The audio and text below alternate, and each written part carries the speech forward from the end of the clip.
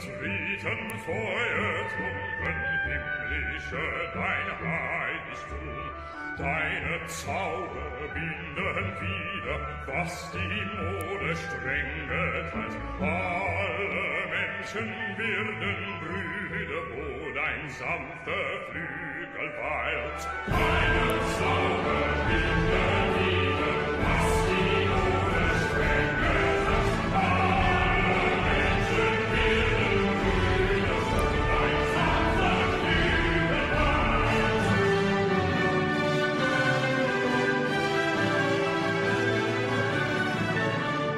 In die große Wut gelungen, eines Freundes Freund zu sein, wer ein volles Heil errungen, bietet seinen Lohn an.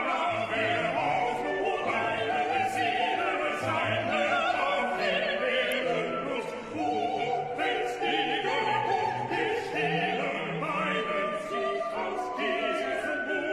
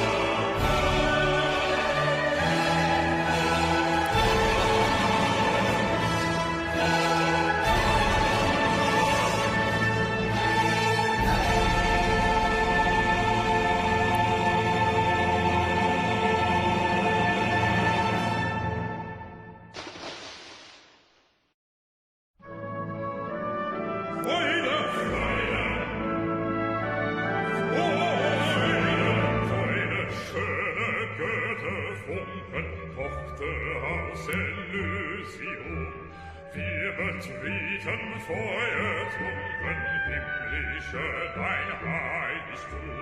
Deine Zauber binden wieder, was die Mode streng geteilt. Alle Menschen werden Brüder, wo dein sanfter Flügel weilt. Deine Zauber binden wieder, was die Mode streng geteilt. Alle Menschen werden Brüder, wo dein sanfter Flügel weilt.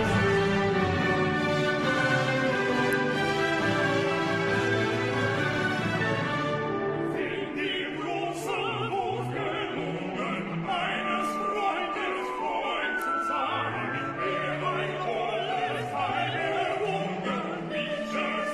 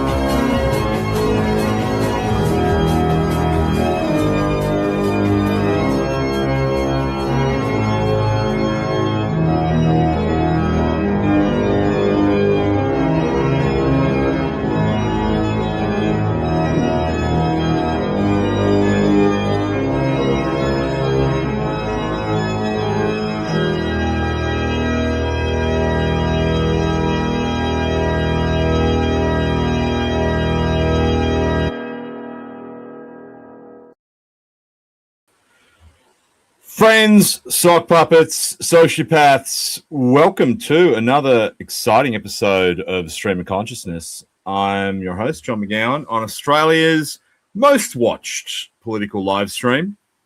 My camera's in a different angle tonight and it's distracting myself, so I'm just going to move it very slowly over so it doesn't break the whole setup. That's better. I'm in the middle of the screen now. It's been an interesting week. It's been a really interesting week, I thought. One Nation have now cleared $4 million on their fundraiser, which is pretty good. And I want to talk about that. I want to talk about how they're campaigning. There's not a lot of other stuff going on. I mean, SpaceX launched, the IPO launched, so we're going to get into... It's been a while since we've done like a niche autistic economic deep dive, so we might get into that later. Ben Roberts-Smith had a minor win in court today. He's going to be allowed to go to the War Memorial to, see some new wing of it get opened or something like that. Then they're not going to let him go to a party with his mates, though, in Newcastle, which I think we can all agree is, frankly, un-Australian. There's a few other things circulating online. We'll get to them too. Starting with One Nation, though, guys, the $4 million is insane, right? I've seen $1 million ones of these before. There's been a few. The difference being that when the major parties do them, there's kind of like this rule that they don't ever tell their supporters the actual amount that they raised, right? And the reason they do that is because they believe that if they tell the supporters, oh, congratulations, you raised $1 million for us. And $1 million is about the most I've ever seen. I think I saw $1 million in 2019, and I heard secondhand that they got $1 million a couple of times during the Voice campaign. The reason they don't do it is because they think that if they tell them how much they actually raised, that the second time they put their hand out, everyone will go, oh, well, you raised $1 million. What the fuck did you do with it? So I'm not going to donate. Now, for those of us inside these operations, that always seems like a little bit of a cop-out. Like, I had no evidence for this. We never had any data on it, but I just knew from my experience of giving to the Star Citizen Kickstarter, right, how these things would kind of trigger a cascade where the more money people could see you raising, the more people would then be inclined to keep giving you money. And especially if you were actually doing something with it and people could see the fruits of the money, that you might actually raise more over the long term. But of course, no one ever thought about that in the major parties. Now, I think we don't know 100% yet because this is the first time that One Nation have done one. But it actually feels to me that this is a major kind of learning for political parties, right? If you engage the audience, if you engage the people who you are tapping to donate and you share with them how successful they have helped you be, it will just become like a rolling stone. So I think that's really interesting. Two, I got to admit, when I started thinking maybe like 72 hours ago, I usually start thinking about what I'm going to talk about on the stream on like Saturday when I'm hungover. On Saturday, I was thinking what we were going to talk about tonight would be kind of like a little bit of pointed criticism at One Nation about how they're going to go around and spend the money, which I think at that point was only maybe $2 million. But instead, over the last maybe like 24 hours, we're seeing some really positive signs out of One Nation on their collateral. It's not all great, but certainly compared to the slop that you've got so many other times, like you can already see the early signs that like One Nation is far and away kind of aesthetically and strategically a superior campaign operation to what the other major parties have been doing. And I think the best thing they've done over the last couple of days, I think that video they cut of their kid infiltrating the protesters on Friday is absolutely spectacular. That was fantastic. Flynn just said John was going to take a dump on One Nation, then he read the article I posted last night. I read your article after I made this decision, but I'd be lying if I said it didn't affect me in some way. So well done, Flynn. Flynn, dump a link to your Substack article in the chat because people should read that. But yeah, like that thing they did with the kid who went out and infiltrated the protest is really good. Like that's a great example of the kind of content more parties should be doing. I think the newest video they've done, putting aside the like fact they're leaning heavily on Gemini generated AI actors, you can't cut and paste it from here, but I think like that you can cut and paste it from the chat if anyone wants to go there. That's the link at the bottom of the screen. The newest ad I think is also really good. It's it's a good. It's a major tonal shift from what people have been doing in Australian politics, and that's great to see. On the downside, like it's obvious there's some kind of collateral and tactical issues where they are kind of just mimicking what the major parties do. I mean, the actual fire the liar collateral itself, I think, is terrible. And it's terrible because it looks exactly like a Liberal or Labor attack ad, right? Same font, same fundamental design principles. That's a really bad idea from them. People are supporting One Nation because they are not the major parties.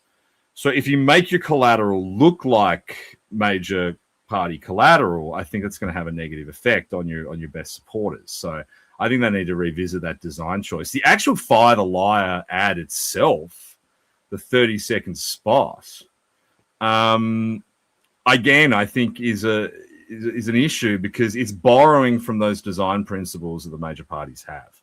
It looks like a major party attack ad. And I think they need to run as far away from that as possible into things that are new and innovative, the things that people haven't seen before, if they're going to get to 2028 and be genuinely competitive. Rob Drobolina says the boomers are fucking loving their cartoons. They do. And look, due to my profound intellectual vanity, I've been critical of the cartoons before as well. But as we get closer to the election campaign and as the importance of winning it becomes more pronounced, kind of warming up to the cartoons because I think, and having thought about this a lot over the weekend, you need to be different. They need to have that point of difference, which leads me to what I was also going to talk about, which Flynn has kind of mentioned. Abbott proved the 3-word slogan is effective. It's okay for them to lean into a little bit of that. See, that's what I don't think they should do. And I think, modern campaigns are this exercise in taking things that work and that you should keep doing and things that don't work and ditching them. I think that's what Trump did really well 2 out of his 3 times. I think that's what Farage has certainly learned in his most recent incarnation. When you go back to how he performed as UKIP, where he was just, copying the Linton Crosby playbook that the Tories had, and he just manifestly failed. I think everyone on the right should take lessons from that we're only going to win when we have that. It's not just a ideological point of difference. It's not just a strategic and tactical point of difference, but you have to have the aesthetic point of difference that says you are not them. Trump did that really well. Trump is probably one of the 3 big kind of aesthetic shifts that we've seen in politics in the last 50 years. Oh, I mean, maybe Obama to a lesser extent was a kind of prototype of it that kind of proved that you could do it. But he was the one who really followed through on it. I mean, interestingly, out of the big 3 shifts in political campaigning in the last 50 years, I mean, one of them is Australian. People don't fully appreciate the fact that if you go around the world, how center-right parties campaign globally is based on the principles of John Howard's campaigns in the 1990s. Crosby and Textor exported that globally. We didn't copy the Conservatives and the Republicans. They copied us. 1996 is a real flashpoint for centre-right politics all over the world, where those guys provided a blueprint for how we would campaign forever. Fat Retard says, I love saying his name, Kevin 07 was a game changer, unfortunately. I mean, more or less, but remember, Kevin 07 is contemporaneous with 2008, right? He was in 2007, just as, Crosby and Textor were testing so many of these new methodologies in 1996 would later be exported to the centre-right. The guys on Rudd's campaign were having the same thing for the centre-left, and Kevin 07 itself, interestingly, I've gone through this stuff with a fine-tooth comb over the years. Interestingly, the Kevin 07 campaign wasn't the game changer. It was the Your Rights at Work campaign that the unions ran that more affected that. And that's why today, when you watch people like Dee Madigan and others and how the left campaigns, that's why even now those campaigns are functionally identical, which is now a 20-year-old campaign. I think One Nation really needs to draw a line under all that and do something new. They need to go in a different direction. Now, we've seen some early experiments of it. I want to see them do more, I'd be more impressed if they took one of the cartoons and put it on mainstream television. Like, cut a 30-second ad of just the cartoon, right? Hopefully they're learning that some of the stuff they've already done isn't effective. I mean, they took some of that money and straight away ran the truck, like billboard trucks, with the Fire the Lie message. Now that's not getting any pickup. The Ditch the Witch trucks got pickup. Why?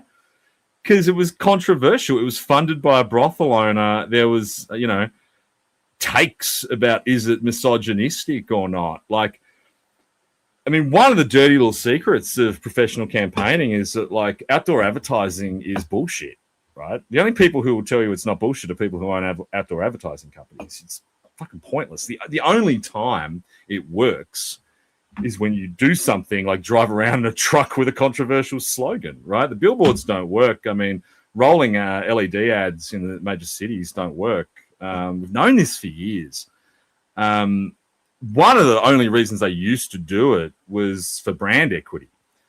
Now, the Liberals and the Labor Party used to have to do brand equity because they were two competitors in contrast to each other, right?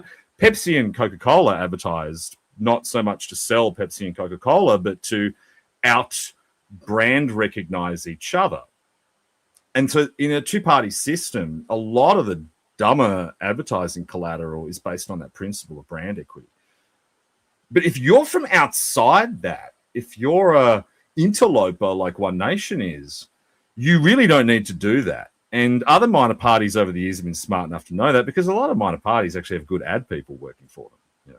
And it's always been something I laugh at about the major parties. Like, this is one thing we know about politics is it attracts people who can't do maths. You'd think out of all the people with humanities degrees working for the major parties, you actually get some good advertising and marketing people in there, but they never actually do. Taryn Angover's harassing me. What do you predict they will actually do? About what? About what? What's your actual question? Come on, type it. Are you wondering what One Nation will actually do next? Well, I think they're going to spend the next 2 years campaigning, right? And hopefully campaigning well. I think the next thing One Nation are going to hopefully do is hire some staff. All right, hire some more guys. I saw Hanson, I think she was complaining on Ben Fordham the other day, and she was complaining about that whole thing about how Albo took the staff away. Now she's got some money, maybe she'll hire some. Because it's clear that they're getting good people. I thought that kid that did the ad on Friday was fantastic. That was a fantastic bit of collateral that, if you haven't already watched it, look at it on Pauline's timeline.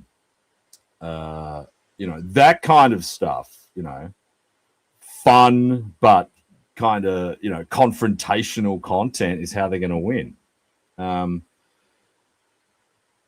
But Jack Lancer says the sociopaths stand ready to serve. I don't know, man.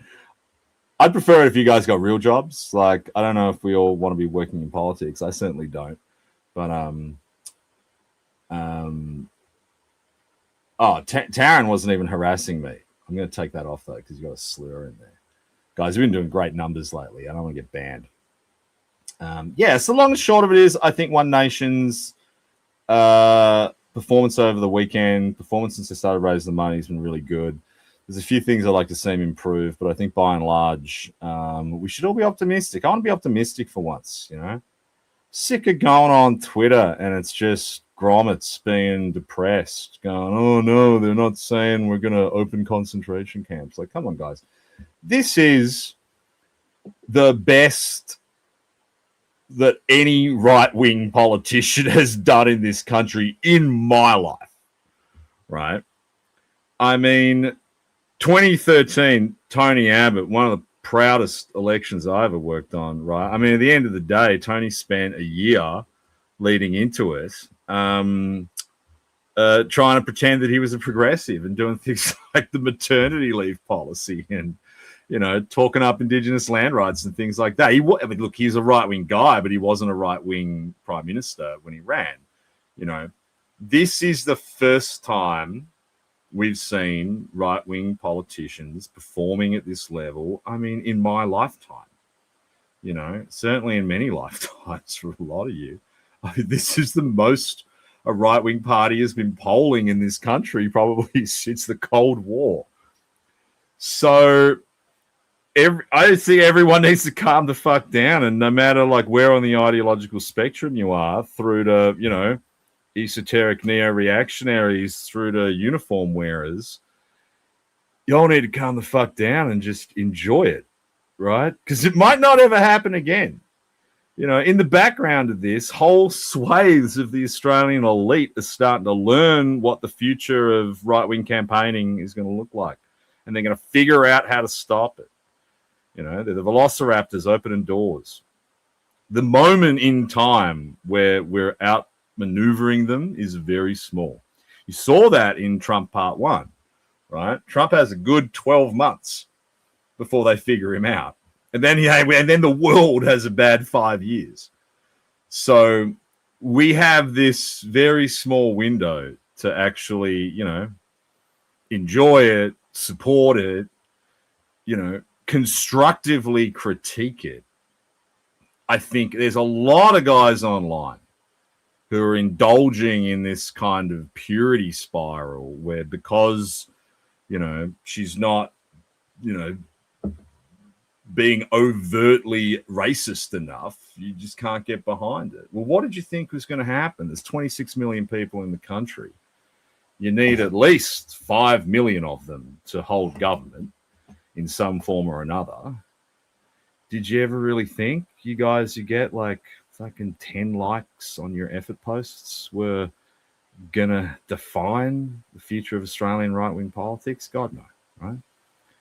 I am impressed from where we were last year that this manifestation of genuine Australian conservatism, crypto nationalism that we're getting is as based as it is. Because if you had to ask me, gun to my head last year, in all the best case scenarios, I would have said no. It wasn't even that long ago we were sitting here panicking, thinking, oh shit, maybe you will have to have Andrew Hastie lead the Liberal Party, right? Can you imagine if that had happened? I mean, he'd be there like, just basically being Angus Taylor with maybe a handful more percent, right? People should be feeling positive, and sure, you might not be so positive that you want to join One Nation. I'm certainly not. I haven't joined One Nation, right? I mean, again, it's an intellectual vanity question more than anything. But I can still sit here and enjoy it.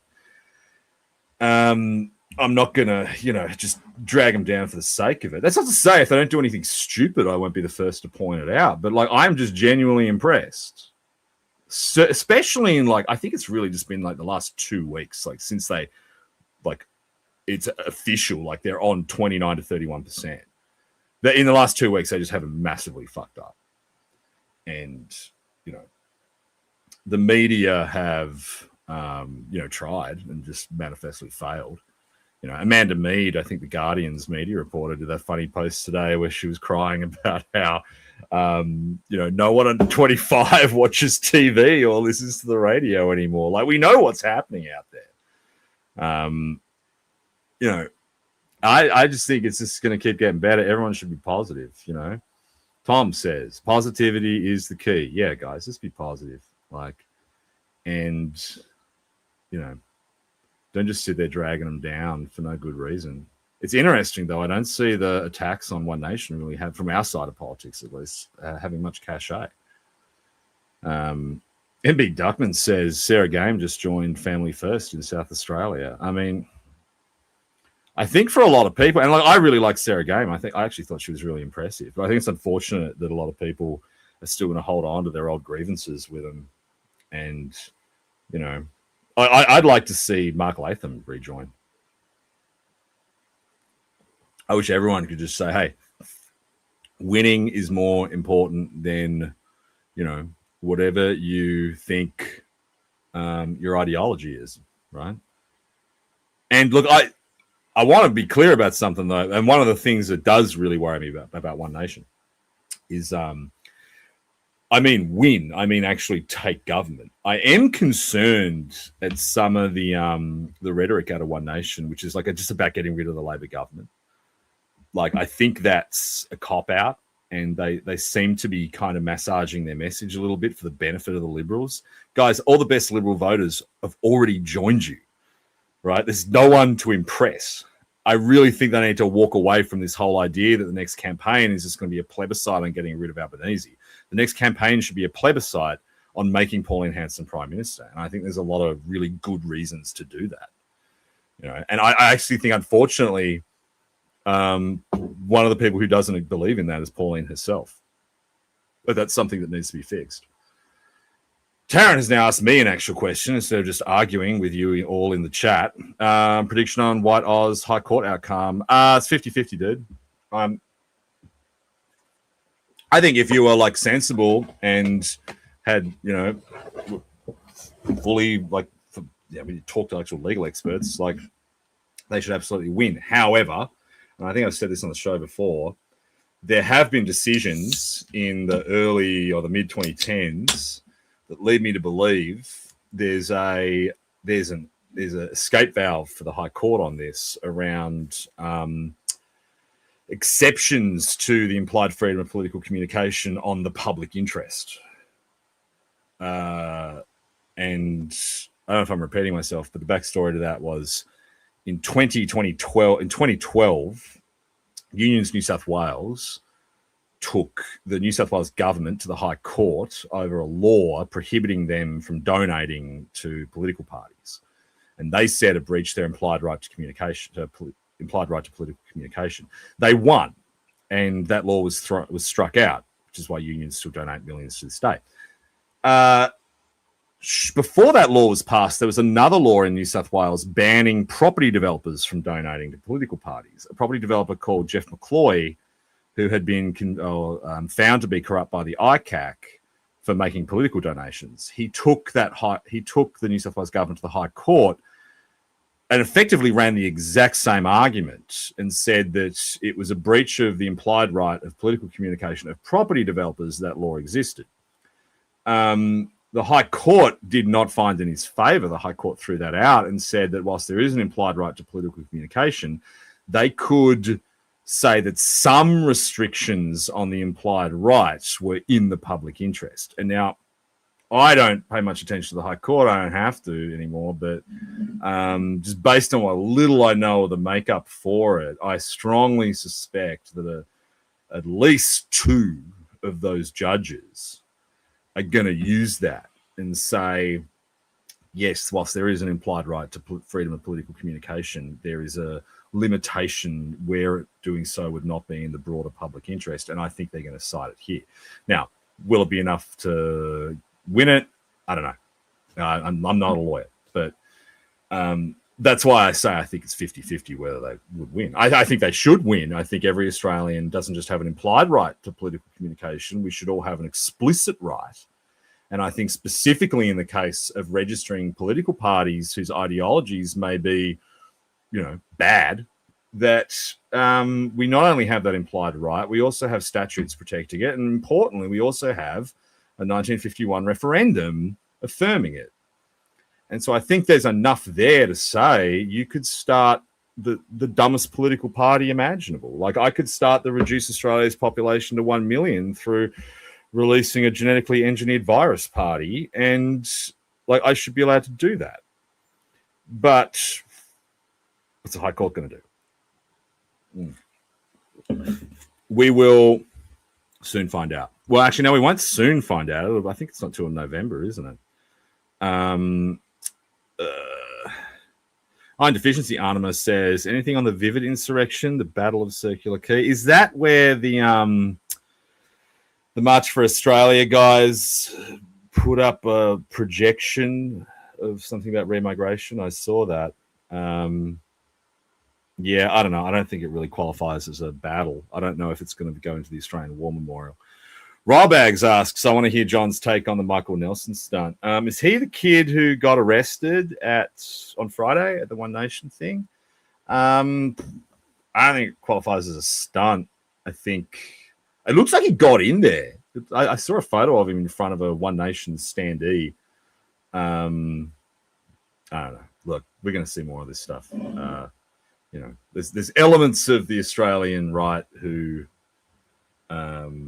without kind of central organization, are going to do all kinds of weird stuff. I just think the dumb thing is if you're a young guy, don't go get yourself fucking arrested. Like there's no honor and dignity in performatively getting arrested for no good reason. Like, do you think if One Nation wins, we're just going to go down the list of like people who got arrested and everyone's going to get fucking pardons? No, she's not going to do that.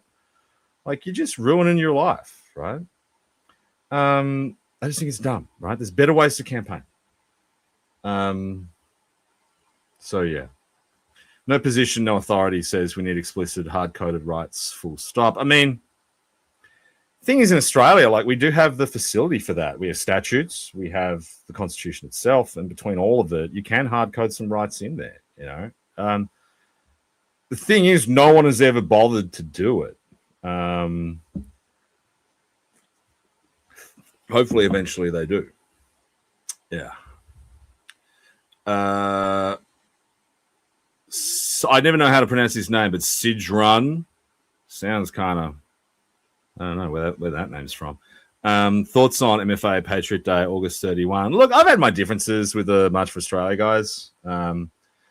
Again, my own intellectual vanity is mostly responsible for them. But August 31 last year was such a transformative moment for the entire country and for the right generally. Like, I'll probably go to something again. I don't really credibly think that, that energy is going to get recaptured. But,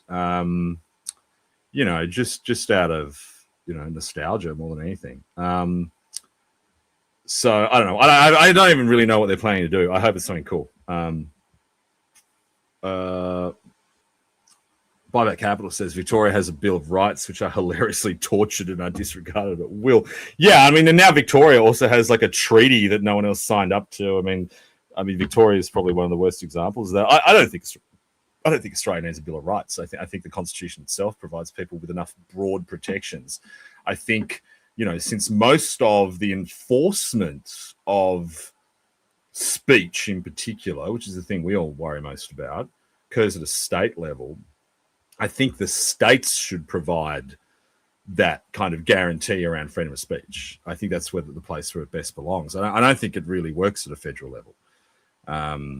Because, the thing that we found so far is that were you to guarantee at a federal level the protection of freedom of speech, then the feds are going to have to enforce it, right? Well, I don't want the feds enforcing it. I would prefer an environment where the states just dictate to their respective state police forces that freedom of speech exists. I think that's the best way to do it. No one's going to want to do that, though. And to an extent, I mean, the states have bigger things to worry about. I mean, it's only when they get into real trouble that they start even talking about this stuff. So, yeah, that's where I'd kind of like to see it be handled. I don't want a situation where the feds throw one in. Ron says Pauline picked a good time to do the NPC. Every journo in Canberra is on their way to America to watch the soccer. I didn't know she was doing the NPC. When's she doing that? That's cool. I'll make sure I tune into that one. Max says UK have gone unashamedly digital ID. All your AI chats require KYC in US. Techno-feud will stay guaranteed, which I like. We either move to Argentina or become a seasteader in the sea at this point.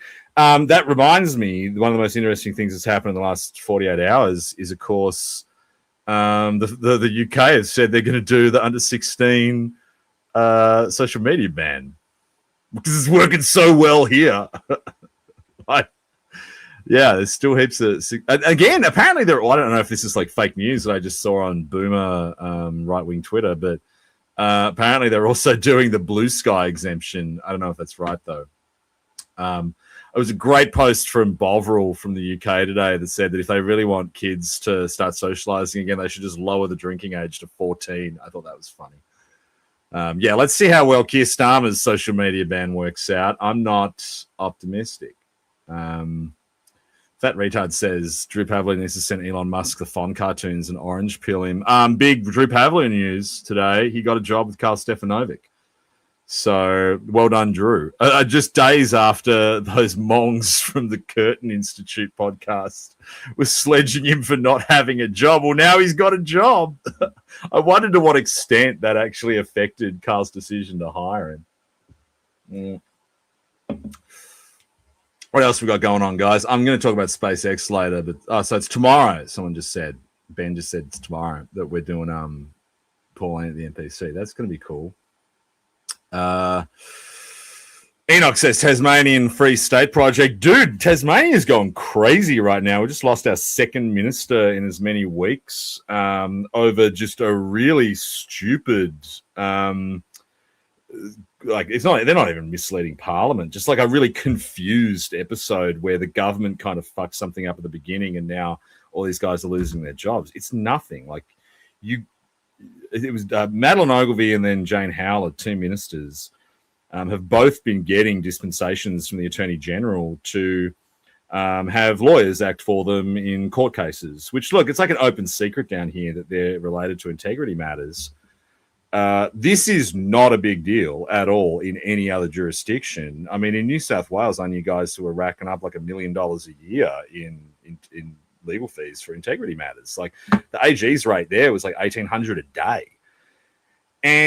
But these two guys are doing it, and they fucked up at the beginning. They didn't tell, they kind of tried to maneuver around it, and now they're in huge trouble. They've had to go. So two ministers gone.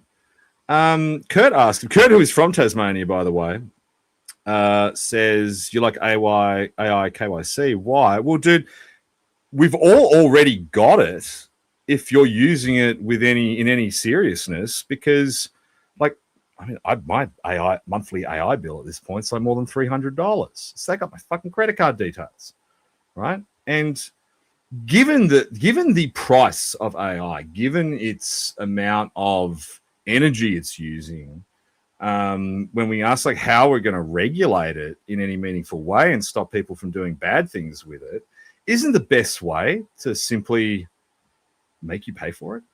Maybe one day, 4 or 5 years, the price point for compute gets down to the point where, there'll be free ones online. There'll be below consumer grade AIs for you to use anonymously and idiotically.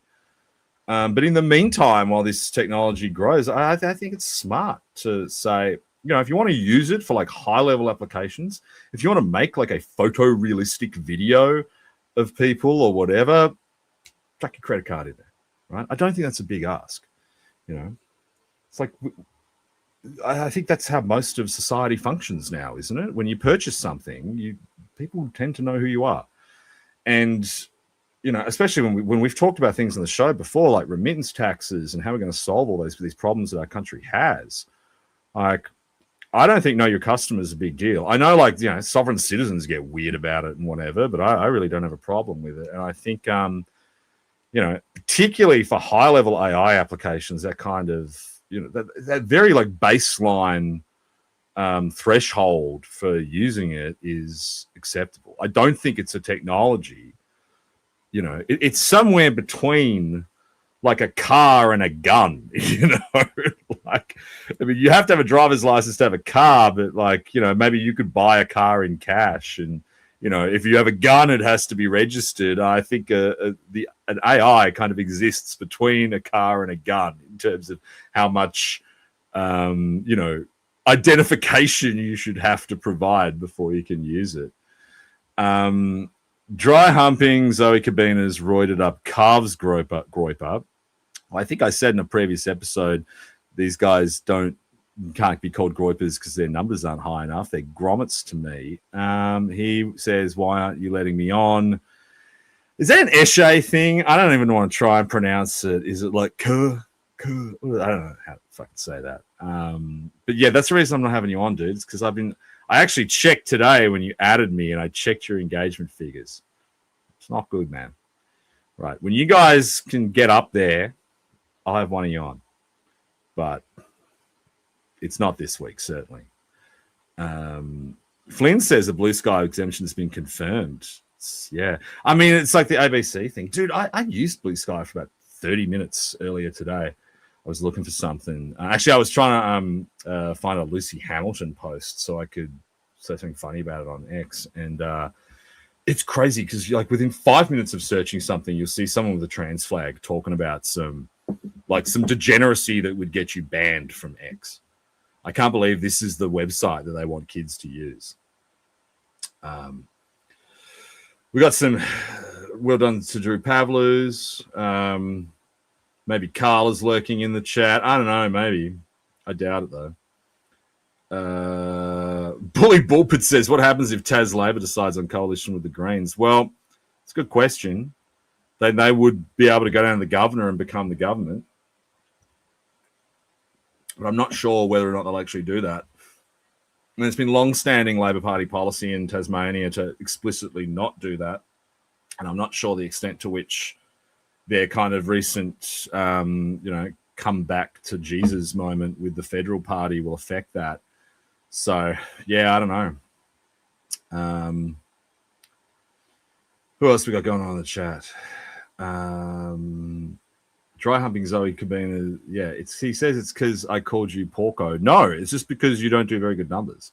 I'm hoping that by putting you on the screen right now, I will boost your engagement level because, I want the entire spectrum of the Australian right to be doing great numbers. I don't want any of you to be stuck in the oubliette of shadow banning. So, I'm hoping and praying that you can at least start getting some consistent, 3-figure likes. I want you to go back to the days where you used to be able to ratio the Prime Minister regularly, which you don't seem to be able to do anymore. And I also want you to get your old Percy PFP back. And when you satisfy all those thresholds, you can come on my show.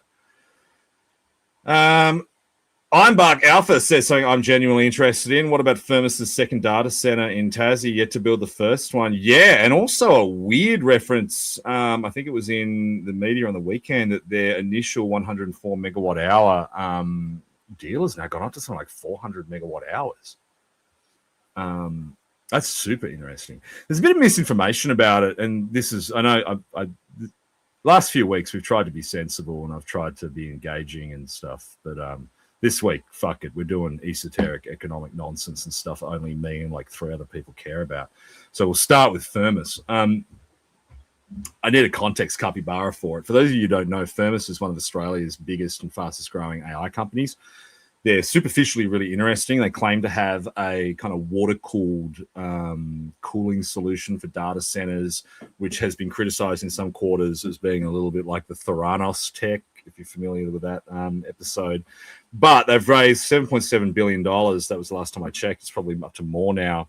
and they secured an agreement from the Tasmanian government in July last year for a thing called Project Southgate, which is up in Launceston.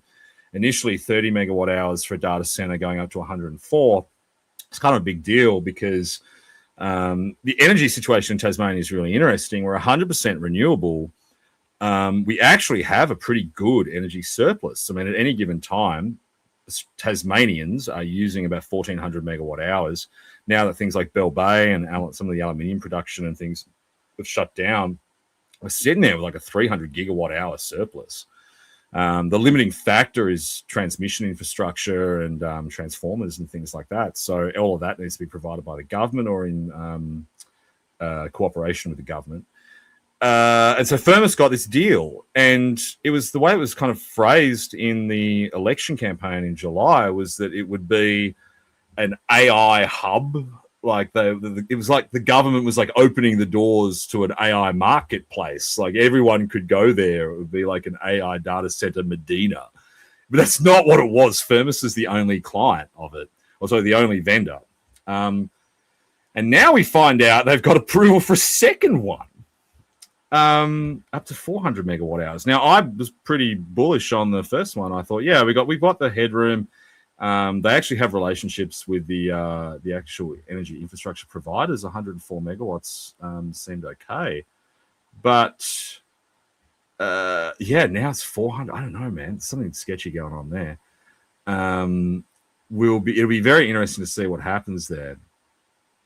Look, I think it's cool. Don't get me wrong. I would love to see Tasmania become like an AI powerhouse. We are one of the only places in Australia that could really do it. We have an overabundance of land, a lot of which is unsuitable for other development. We have an overabundance of clean energy. And we have one of the dumbest governments in a long time who I think you could probably sell the magic beans to on it. But you know, whether or not it's going to transpire is now all in the hands of one company, which is a worry. And this has happened in Tasmania so many times. It was one of the reasons I wanted to campaign last year was, you know, in Tasmania, we have this political culture of picking monopolies. And then when those monopolies fall over and we're left with nothing, we sit there with the magic beans going, what the fuck happened? Right? It's happening right now with Nearstar, who run the old zinc works, that they're just plowing money into, even though the company is in serious peril. It's just happened with Bell Bay, where now the government owns a giant pile of manganese that they can't do anything with. You know, there are issues with salmon farms where there's like one company and they keep giving concessions to. I mean, it's a really big problem down here. And I think as much as I liked Firmus's product, and like everyone in Australia, I'm excited about them doing their IPO, and cool IPOs is something we're going to get to later. Yeah, it is a worry that it's another one of those examples. Mandarin says, new poster, John, predictions on whether Victoria will dump GVTs before the state election. I don't know because I don't really understand Victorian GVTs. I don't think they will. I don't understand how they work per se, but I really just don't think there's any time to do anything before the state election.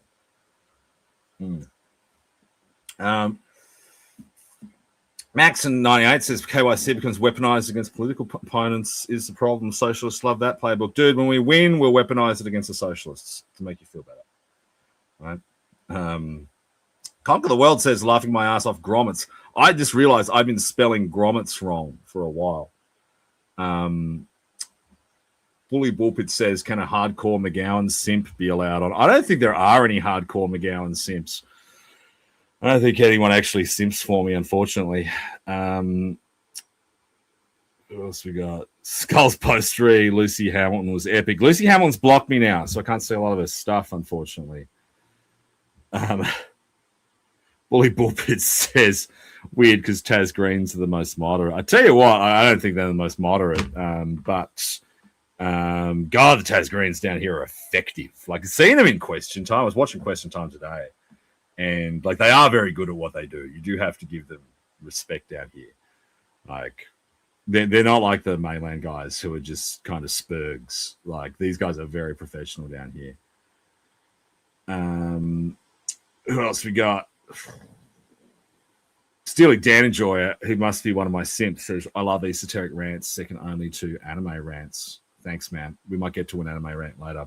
I've been watching some good stuff lately. Crunchyroll's got some good shows on. The big esoteric rant I want to go on is the SpaceX IPO, which I think is one of the coolest things to have happened this year, but is also one of the things that's annoyed me most because, like a moron, I tried to buy them on ComSec and I was assigned 4 shares. So imagine how pissed I was today when I saw that Gina Reinhardt got like $1 billion in shares. That sucks. And what's interesting is that talking to other guys, I now talk to like Damned with like 5 other guys who all got assigned 4 shares and one guy that got assigned 2 shares, that it didn't even matter how much you were trying to buy, whether you would put in $2,000 or $10,000, they just kept giving everyone 4 shares, which is like super annoying.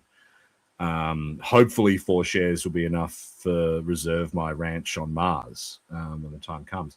But there's a few things I'm interested in about it.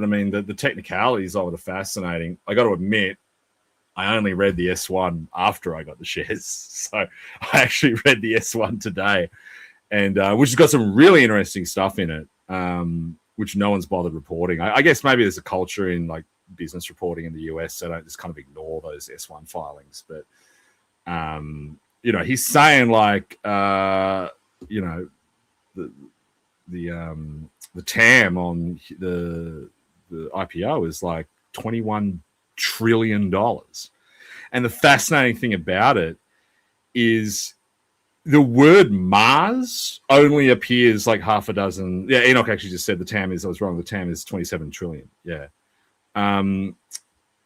The word Mars only appears like 5 or 6 times in the document. He's basing that off the lunar exploration, they're calling the lunar economy.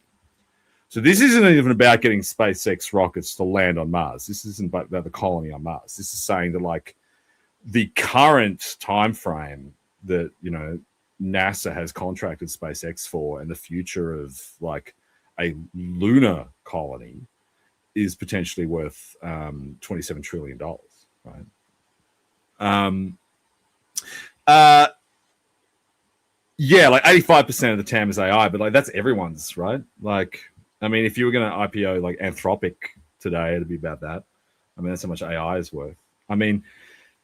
If you think about the gross product of the world versus the surface area of the moon, like that kind of makes sense. I think it makes sense. I think the value of mineral exploration and stuff on the moon is probably worth that much.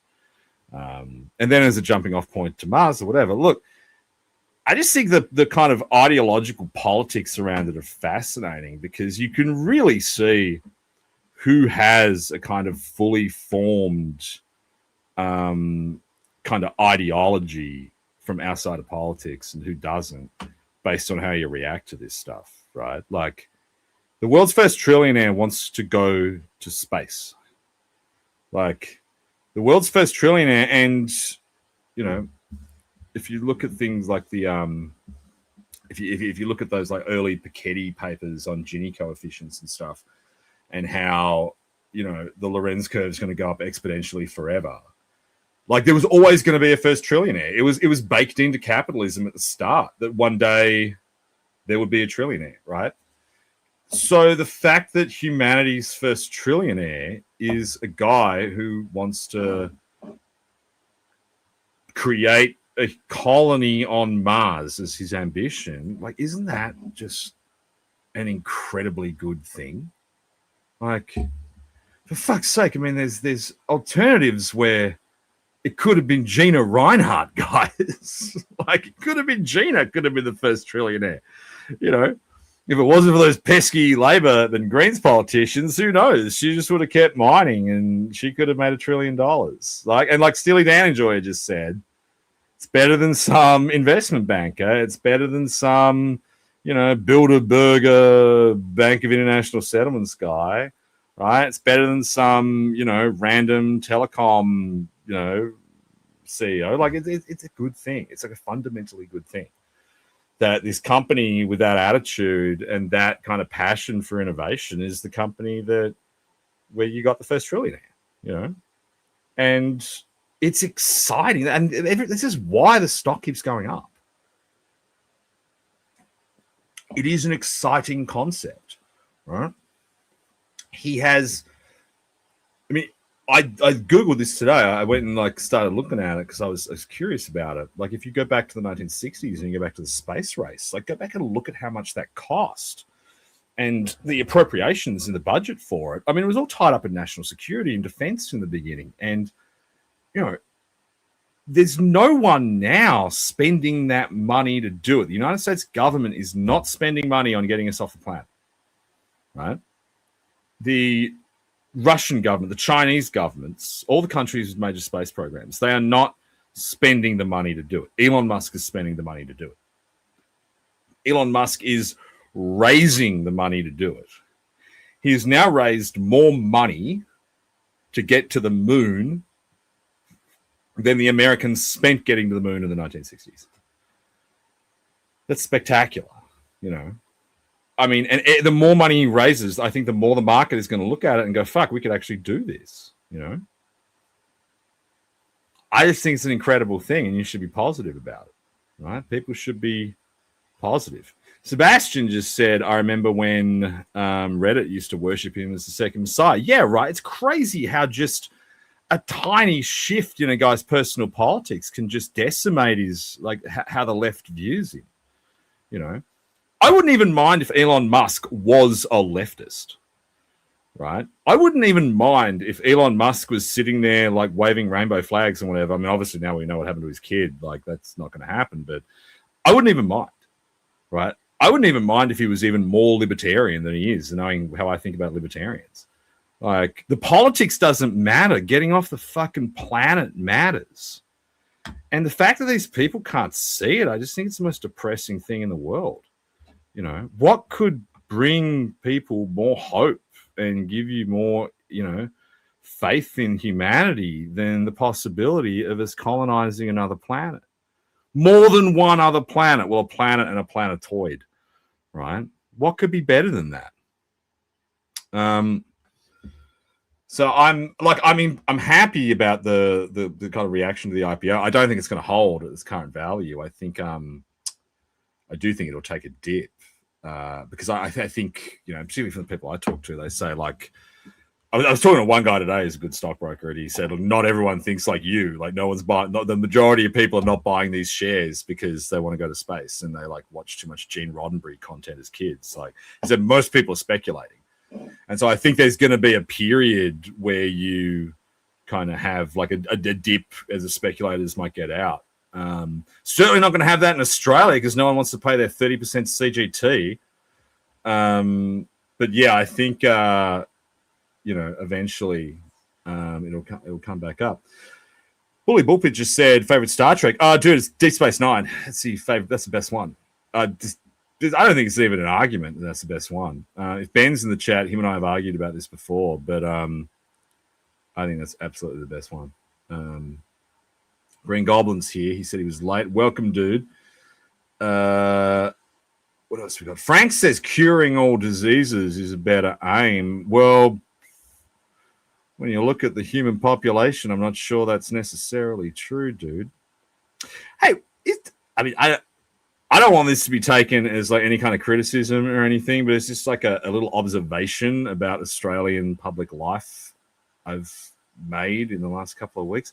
Since when did the most pressing matter in Australia become motor neuron disease? Like, I'm sure it's really bad. I don't know anyone with motor neuron disease, but you know, out of all, like, it just happened out of the blue, right? You can't turn on a TV nowadays in this country without seeing something about motor neuron disease. I got the ads in my stream. Like, it's all anyone talks about. I mean, I hope they cure it because I'm sick of seeing it, right? Green Goblin says heaps of footy players are getting it. Well, maybe could the problem be the footy, not the motor neuron disease? I don't know, man. I don't know. Rara says, I wish we had a billionaire spurging out about immortality. I mean, as I get older, there's definitely one thing I don't want to do, and that's live forever, because it does start to suck after a while. I'm a lot older than a lot of you guys, and it's like it is already getting a bit much. Like, at 40 years, you have seen those things before. That's why I want to go to space. That's new. Football brain rot from Needs Less. Yeah, I mean, I don't know. I don't mind football brain rot sometimes, but Conquer the World says, have you watched the new Cape Fear TV show on Apple TV? No, I haven't. The only thing I'm watching at the moment is a bunch of slice of life anime shows on Crunchyroll, and the Harry and Paul show on is all on YouTube now. I've been watching that, which is one of my favorite British comedies. And you know what I have been doing is I've been going to the movies a lot. I've been to the movies like 3 times in the last week and a half. I saw Obsession and Backrooms in a single day. And then I saw Disclosure Day, which I tweeted about. Disclosure Day sucks, by the way. I mean, go see it. It's like a kind of tentpole Spielberg movie. Go see it so you can talk about how much it sucks, but it sucked. Like, it's a movie written for an audience in 1995. It's slow. Like, the middle of it's fucking slow. If you're a massive UFO nerd like me, like, there's a handful of references that are like, oh, yeah, it's cool he read the literature, or did the CIA tell him that? Like, but it's just the fundamental plot just doesn't make any sense. Like, there's like a scene in it where the guy who steals all the UFO secrets, he says, oh, I'll just put them online. And like someone says, no, absolutely don't do that, with no explanation. Because if he did put them online, the plot would have ended right there. It just really sucks. Steely Dan Enjoy says, as a hipster, AI is my favorite Spielberg movie. Also one of my favorite Spielberg movies. As a hipster, do yourself a favor. Vice.com has not been a good website since Gavin McInnes worked at it, but today they did a very rare good Vice article, which was like a concise history of hipsters, which, I mean, as you could probably tell by looking at me, I'm going to have my moments there in the early 2000s. So it's a great, for those of us of that age, like, it is a great walk down memory lane to some great music. So like, if you ever danced awkwardly to Crystal Castles at a shitty Oxford Street nightclub in the early 2000s, like, go and read the Vice piece on the history of hipster music. Yeah, we're getting some love for Obsession in the chat. Like, Obsession was fantastic. I think it's incredible they made that movie for $750,000, and Backroom was even better. The other 2 movies I saw this year, the other one movie I saw this year, I think I saw was it Skinamarink? I think came out on Shudder last year, but the one that was really good from earlier in the year was Iron Lung. If that should probably be coming out on streaming soon. That movie's spectacular. I think I made a joke on the stream the other day that Zoomers are just making movies about being trapped in small rooms. Wonder what happened to them in the year 2020 to make them do that. Yeah, Bully Bullpit says Neutral Milk Hotel. We actually have, I know someone put it on Twitter, it might have even been Bruce. We actually have a really funny stream of consciousness Neutral Milk Hotel meme now, which I meant to put up as the intro this week, but I didn't do it. Wattle Crown says, how is chat's vibe at the moment? Are we feeling more or less optimistic about the future? Well, I've tried to get everyone optimistic. I don't know if they are, but I hope they are. I'm trying to get people happy. Like, I'm sick of the black pilling and the depression online and the nihilism. I think the nihilism is the thing I'm most angry about. You know, there's too much nihilism from the kids. Bruce wants my thoughts on the Vita Fund's latest hire to answer the new right. Look, it was interesting that she mentioned the new right. I think she's been reading my Substack. I can't prove that, but I don't know, man. Look, haven't we all learned our lesson at this point? Maybe you in particular. Haven't we all learned our lesson? I just want to leave that whole thing alone. I don't want to. I just feel like even mentioning it, even going near it, the curse will get you, right? So I'll leave that whole thing alone. So what, my Golem? Did you see the Brazilian? Yeah, I did see that, dude. That was fucking awful. I thought it was AI, and then there were like 2 fucking angles. It was awful. That was just horrible.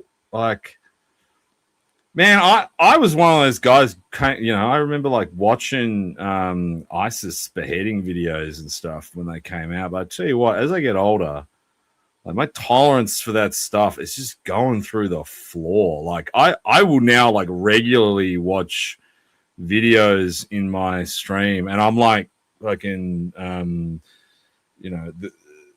what's the guy Phoenix, Joaquin Phoenix in Signs. Like I'll be be watching stuff like freaking out. I don't like it. I really don't. I just I can't tolerate that stuff anymore. Like I I don't know what happens. It's something that happens to you as you get older. You just don't like it anymore. The morbid curiosity goes away. Yeah. Flynn says, not age verifying on X has been a good thing. I've seen enough internet videos. I'm happy they are blocked. Got to admit, though, like, I'm age verified on X because I pay. And as a result, like, at any one time, like, half my feed is just girls in bikinis. Like, it sucks because I'm in an office now, and my office has got a window right behind me. So I'm constantly scrolling through X. And I was like, there'll be like Japanese pop idols like dancing in bikinis will pop up on my screen, and I gotta like quickly cancel out of it. So maybe I should unage verify so I don't see that stuff anymore.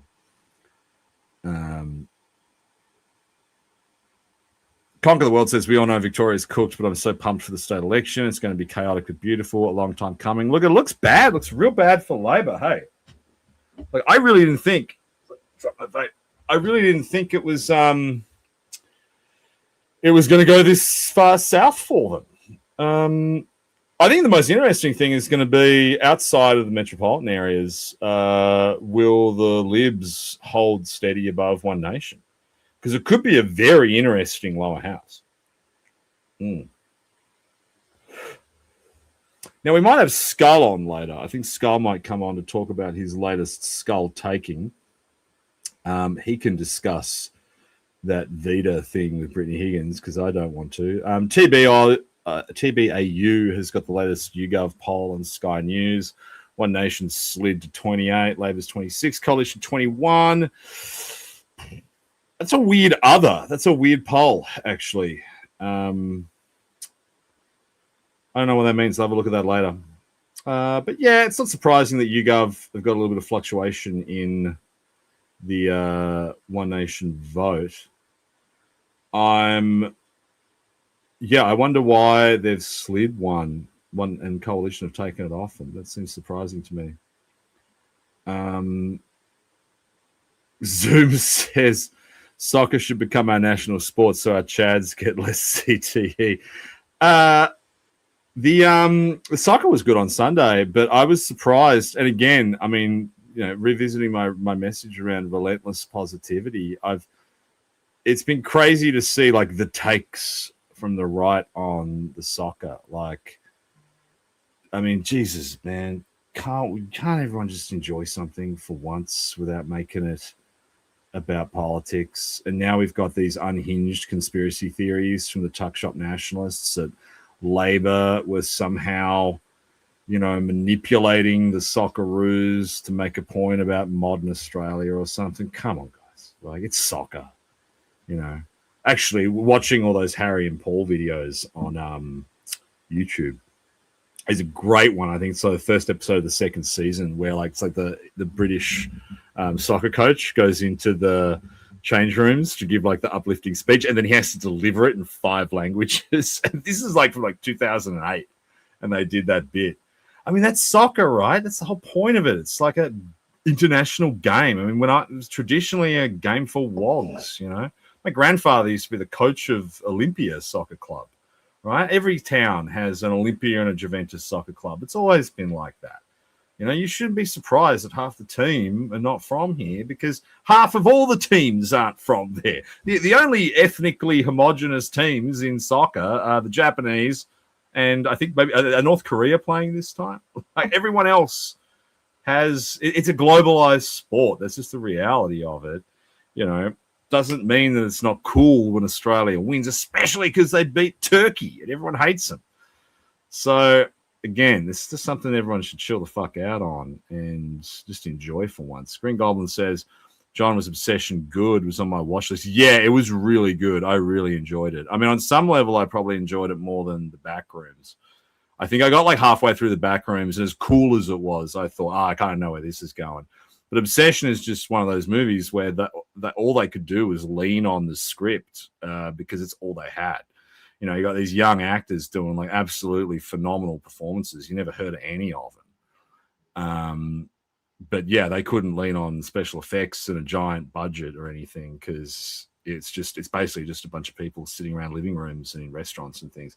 It's a really genuinely good movie that you should go watch. What else we got?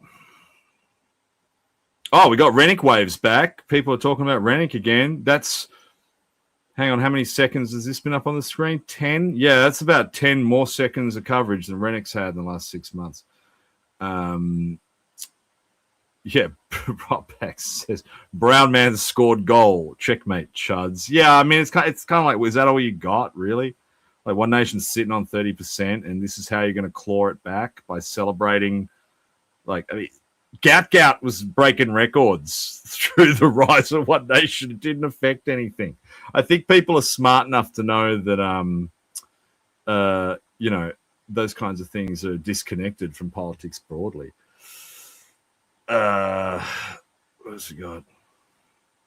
While Colonial Girl says, come on, John, all the sporting codes are being used for social engineering. Sure, but like also all the movies are being used for social engineering and all the music's being used for social engineering. Like at some point you just gotta say, well, it's all being fucked with, so can we just enjoy cool things when they happen? Like I'm sure there are probably hidden messages in all the movies I've liked this year, you know, telling me to take vaccines or something, but I just don't think about it. I think that's what people need to do more is when something happens, instead of taking the social media and going, oh, what's the take? What does everyone think about this? Maybe you could just think for yourself, and whether you enjoy it or not is up to you, and just don't overthink things. I'm Bark Alpha says, Obsession validated your feelings for Abby. Yeah, let's get to Abby. Hey, she's had the buccal fat sucked out. You guys seen this in her latest video? She's done that thing that like Anna Taylor-Joy did. Remember her? She was kind of cute, and then she went and had the surgery, which I don't even know how they do. Like, they suck it out. I mean, imagine if I did that. I'd look like one of those Balenciaga, like, AI videos. It'd be terrifying. Yeah, I don't know why women do this. But it's like, it's so obvious that she's had it done. Like, she looked, there's no way she could have lost that much face weight between her last two videos. I feel bad for her. It's one of those things. I think there's like this kind of emerging aesthetic culture amongst women where it's like a revolt against masculine tastes, you know, and you kind of see it in things like who's the one? I don't know any of her songs. I'm just trying to think. Sabrina Carpenter, right? It's like if you look at the kind of aesthetic kind of principles of someone like Sabrina Carpenter, like.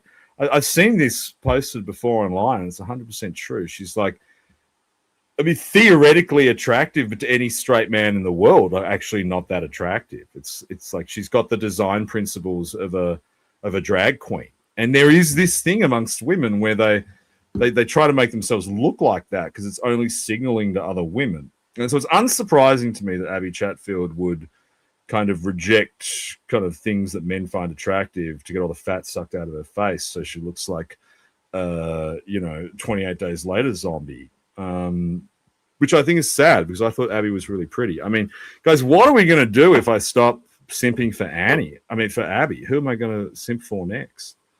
Someone will have to find me a new one. Sometimes people send me like latest like right-wing e-girl accounts that are emerging, and there's like a new one every week because people realize there's a grift to be made here, but I haven't found any good ones yet, so I don't know, maybe my Abby simping is over.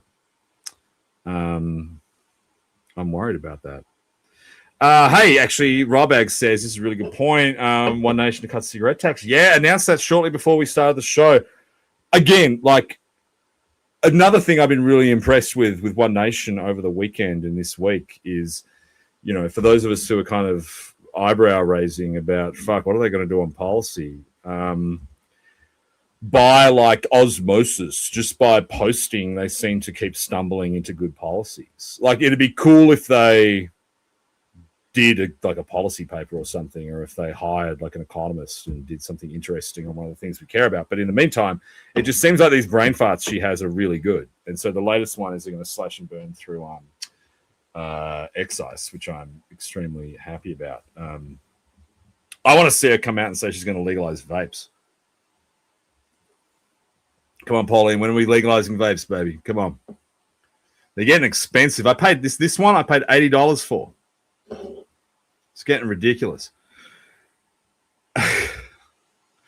Fat retard says Backrooms 2, the Sloan Zone. Yeah, I was talking to a couple of guys from New South Wales politics today about how crazy things are there. That, like, you know, Chris Minns basically now put out a press release saying, oh yeah, I definitely had all those illegal donations, but it doesn't matter. Just nothing to see here. And the entire New South Wales press gallery went, you know what? He's right. So they just can't catch a break over there. Bully Bullpit says, is the buccal fat John's 9/11? Yeah, dude, it is. For like, it's probably just for like deeply personal reasons. Like I've had bad experiences with skinny women in my life. Skinny women are like associated with like bad vibes to me, whereas all the chubby ones I've ever dated were really nice to me. So, and if any of them are watching this, you don't know which of you I consider the chubby ones. Yeah, while Colonial Girl says she looks unwell, which I think I said a while back when she was having a meltdown over the her boyfriend not getting let in the US thing, that I didn't think she was okay. Yeah. Bully Bullpit's just going to spam her Insta asking her to get interviewed by John. Did you guys see Hannah Ferguson did that interview where she said that when dudes are mean to her on her Instagram, that she calls them using the call function on Insta, which is on Twitter, by the way. I don't know if you guys know this, but you actually call people on X. So, and I know that because some of you have pocket dialed me before.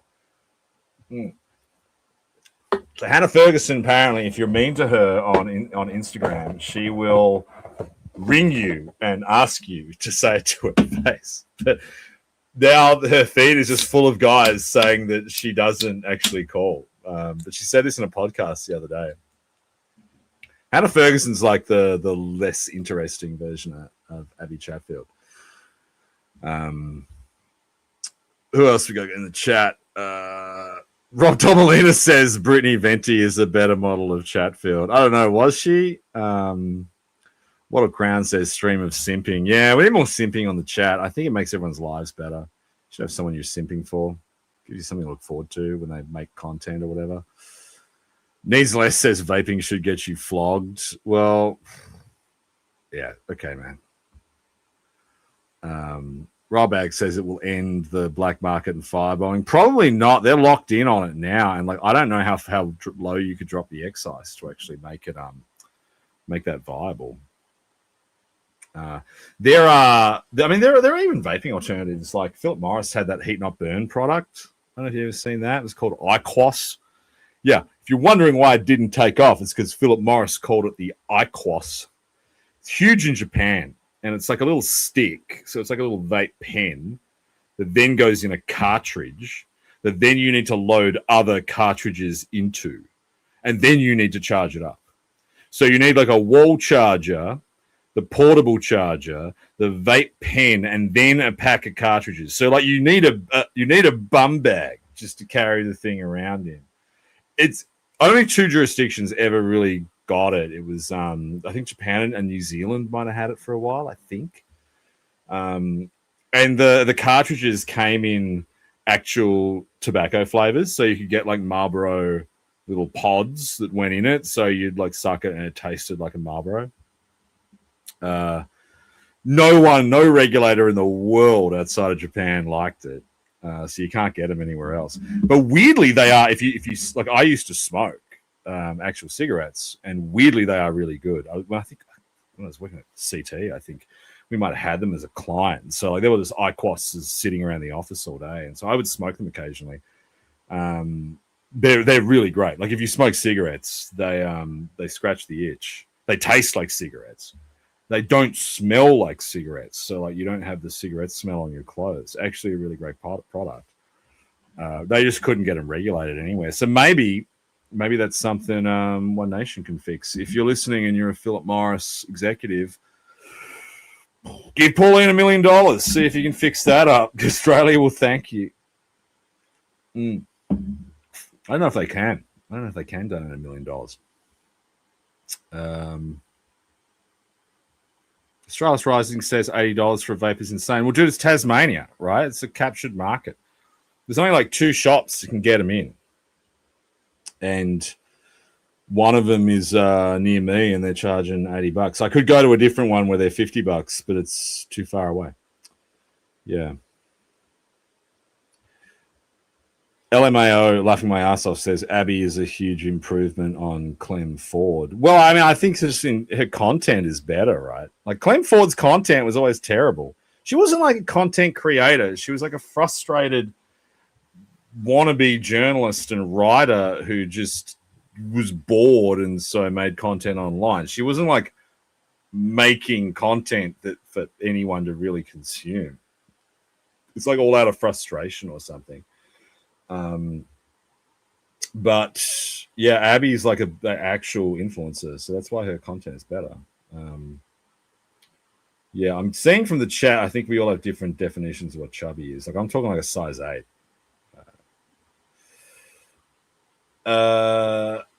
Yeah, Tom knows. Tom probably had. I can tell you're doxing yourself that you've had some interaction with the tobacco industry that you say HMB. So HMB means heat not burn. That's what the product was called. It was like in between a cigarette and a vape, and it was a heat not burn cigarette. Actually, a really cool technology that they sadly never made happen. Bully Bullpit says, "All the Foids my age smoke now." Girls do smoke a lot, I've noticed. I had a girl called me a homosexual slur on the weekend because I was vaping instead of smoking a cigarette. Like in Salamanca, of all places. They're definitely smoking a lot. I think it's gross. Girls don't smoke. Vape. Vaping was invented for girls. Right?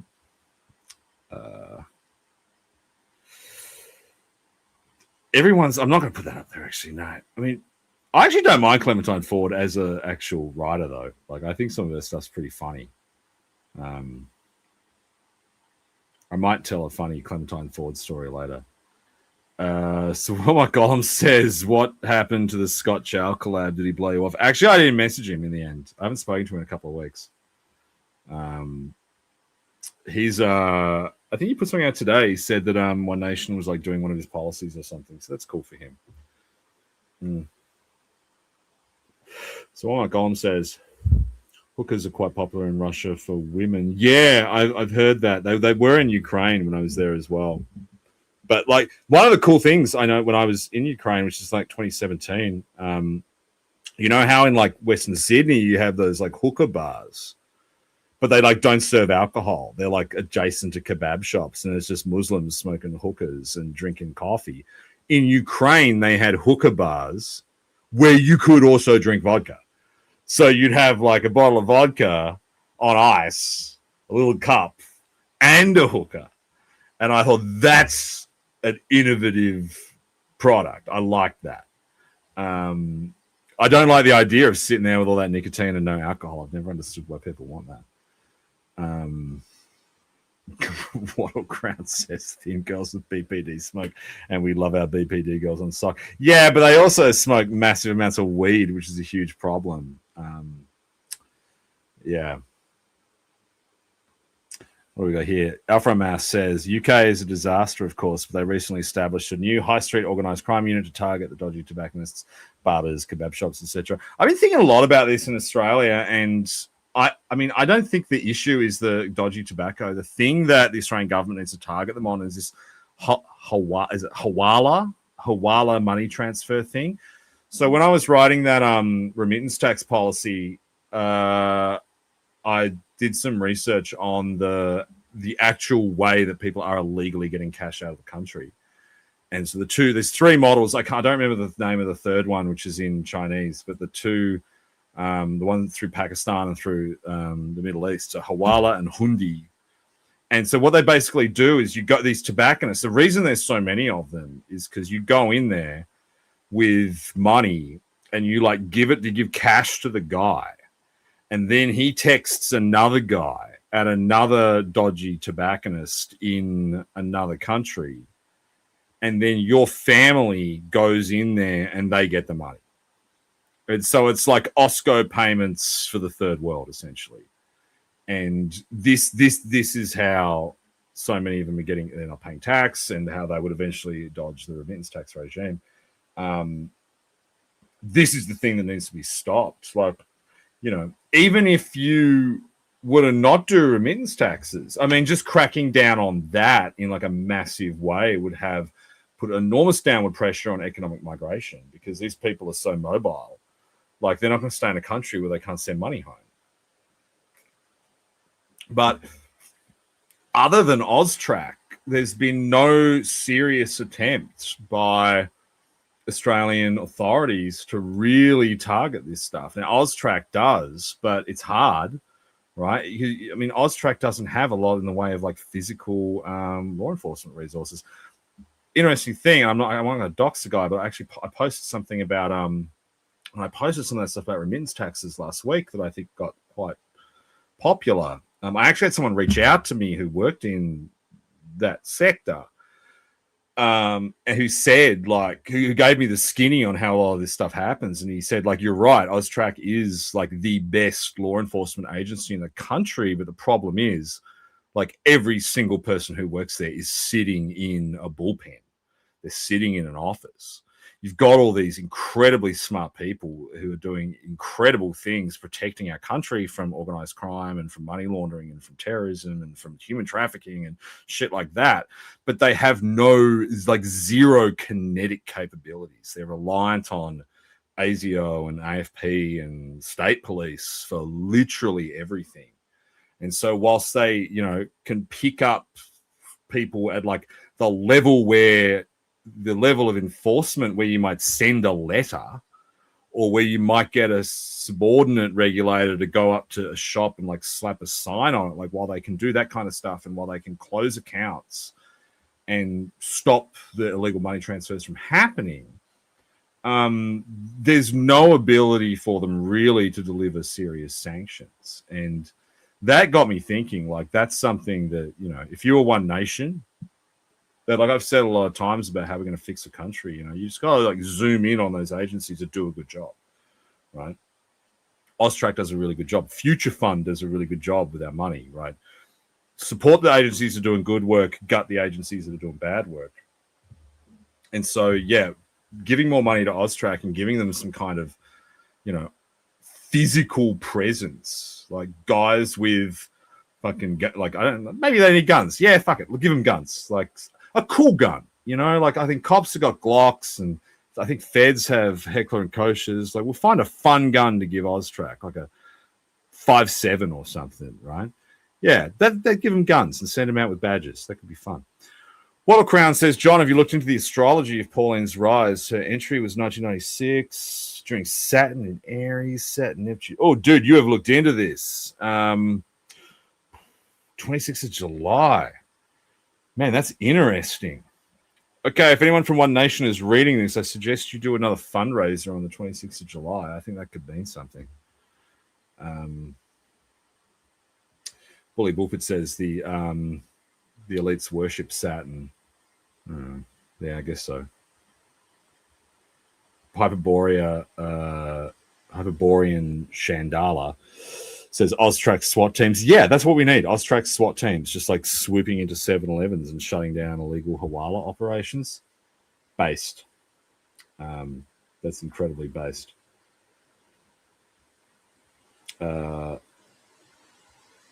Maybe we'll give them, what's the famous Australian submachine gun? The Owen. We'll give them Owen submachine guns. Not even a sidearm. Like they'll just all walk around with like 1950s Owen submachine guns. That could be fun. Yeah. Yeah, actually, every there's a lot of votes in the chat for giving them a revolver, like one of those like Taurus, like low bore axis ones. That'd be cool. Swing State says in Italy they have the finance police. Yeah, most jurisdictions do have one of these. I mean, in the US, the Secret Service does it, right? The Secret Service is like the law enforcement arm of the Treasury. And we don't have one. Austrac's just kind of out on its own. It is a member of the Australian intelligence community, but it doesn't have unfortunately it doesn't have a kinetic kind of ability. Now I'm just checking Twitter because someone else just sent me that YouGov poll, which is already kind of generating some annoyance. I don't know, it looks pretty good to me.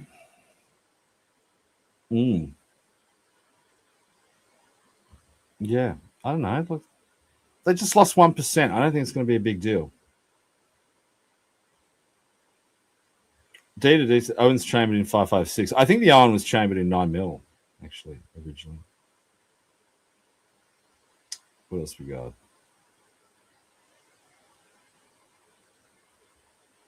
Australian police need better uniforms. Yeah, I mean, in Tasmania, they wear high-vis, which I think is awkward. I'd like to change that. Someone asked me about my Bully Bullpit says John's favorite method of gematria. I mean, if I don't say the English one, everyone will like probably, the groypers will abuse me. But yeah, I mean, like the English one's probably the best one because of John D. I mean, the Hebrew ones are also kind of incomprehensible as well. There's probably more literature on the English methods.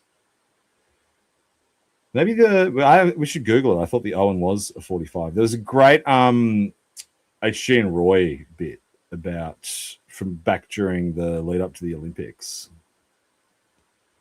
about how we should have given, what was his name, Samaranch, an Owen submachine gun. I have a weird audio problem going on in my ear. Trying to figure out what that is. Can you guys hear me okay? Wattle Crown is taking this extremely seriously. Guys, memorize this. Hold on one sec. I just dropped my headphones. Maybe I do have tinnitus. It's around. I probably only need one in my ear anyway. You're a fan of Nick Land. Yeah, obviously, I am in fact a very big fan of Nick Land. Yeah, probably one of the biggest influences on me politically in the last decade, I'd say. I think I only started getting into some of the NRX stuff like in about 2016, maybe like 2015. I think I first started reading it around then. Interestingly, via the not via him, I think via like Plant and Mark Fisher and stuff. I think I read Mark Fisher's book before I read Land's. Kind of came to it from that way. Yeah. What time is it, guys? I was going to get Skull on, but I don't think he's around. It's 9:30. Unless you want to get into some real super esoteric shit, we might actually put a pin in it. Hey,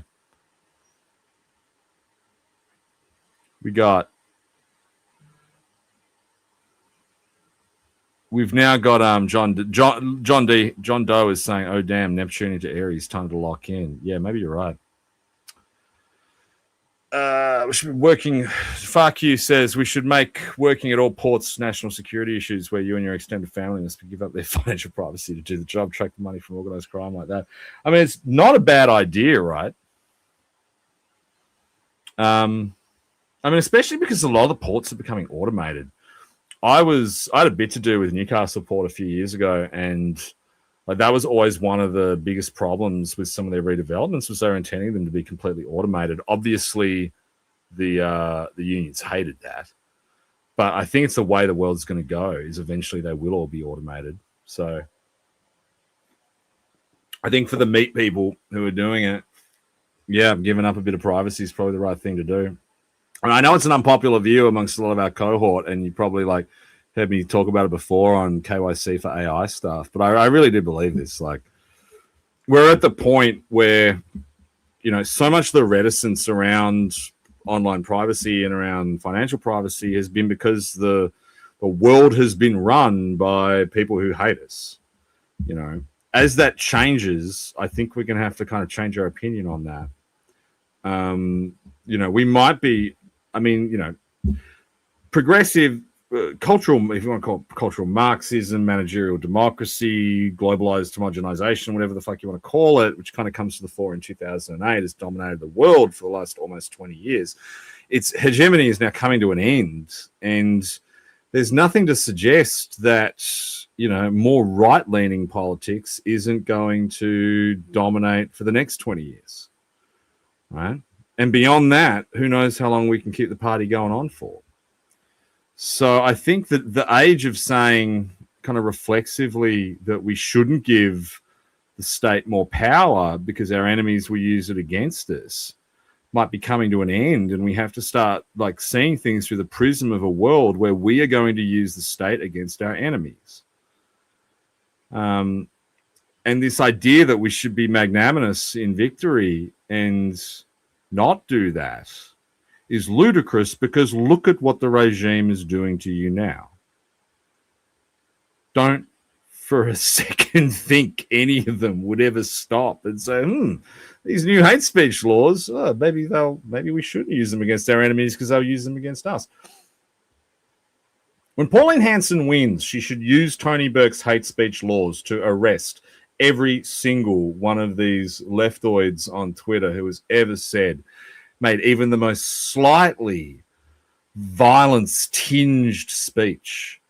You know, when a leftoid says KYS, they should be going to prison for 4 years. That's exactly what we should be doing. That's what they do to us. That's what they're trying to do to us. You know, you think if this goes south for us, if things go badly in the next 2 years, Pauline Hanson's primary halves, the Liberals continue their TLD death spiral, nothing else emerges, and Labor walks into another majority government in 2028. Like, there are some of you in this chat right now who are going to be doing prison time for innocent posts you have made on Twitter. Right? So if we win, we should not for a second be going down this path that the libertarians want us to go down of, you know, changing things. You know, freedom of speech was nice back when there was a kind of consensus on it. But if we win, there should be no freedom of speech. I know that's not a popular view, but I think it's probably the right one, unfortunately. Yeah, I mean, someone just suggested we declare the ALP a prescribed hate group. I mean, it's really interesting. She hasn't said it in a while, but like early on, One Nation, I mean, Pauline Hanson was legitimately worried about that. She made like frequent references publicly to the possibility of One Nation being like of her going back to prison for the things she said about immigration. Like, she seemed legitimately concerned. So, yeah, Swing State says freedom of speech works in a monoculture. It absolutely does. You know, I think I quoted Aristotle as saying this the other week in the wake of that Ross Cameron episode, which is actually weirdly one of our better viewed episodes on YouTube. I think that I'm glad to say that found an audience. All right, before I get too deep into kind of authoritarian tech fascism and start going into detail about how we're going to use the state to lock up all our enemies and replace everyone with robots, we might call it a night, guys. It has been a fun stream of consciousness. I prefer doing them for 90 minutes. I could get through 90 minutes on my own quite easily. We might keep doing this. The pressure to do 2 hours kind of sucks. So thank you for joining us. We will be back next Tuesday to cover all the news in Australian right-wing politics. I've been John McGowan. You've been Sock Puppets and Sociopaths, and I will see you next week.